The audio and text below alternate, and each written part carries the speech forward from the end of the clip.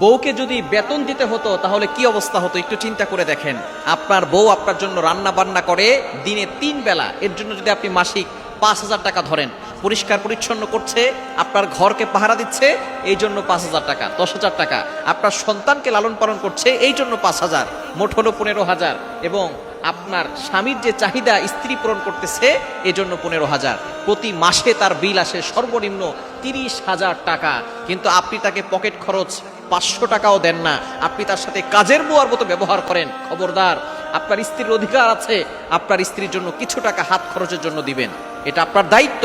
আপনি তাকে খাবার দিবেন, তার জন্য মাঝে মধ্যে গিফট নিয়ে যাবেন, আইসক্রিম নিয়ে যাবেন, তার জন্য চকলেট নিয়ে যাবেন, সে যেটা খেতে পছন্দ করে এটা তার জন্য নিয়ে যাবেন, তাকে মাঝে মধ্যে কিছু টাকা খরচের জন্য, হাত খরচের জন্য দিবেন, যেটা আপনার একান্তভাবে আপনি আপনার স্ত্রীকে মালিক বানিয়ে দিবেন যে তুমি এই টাকা যেখানে ইচ্ছা সেখানে ব্যবহার করতে পারো, তবে হারাম কোথাও ব্যবহার করবে না।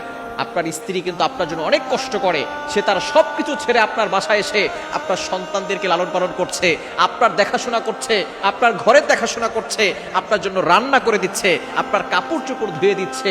শুধু তাই নয়, আপনার চরিত্রকে হেফাজত করার জন্য, আপনার চাহিদা পূরণ করার জন্য সে সব সময় অক্লান্তভাবে পরিশ্রম করে যাচ্ছে। সুতরাং সেই স্ত্রীকে সম্মান করুন, স্ত্রীকে ভালোবাসুন, তাহলে দেখবেন দুনিয়াতেও শান্তিতে থাকতে পারবেন, আখিরাতেও আপনি নাজাত পেয়ে যাবেন।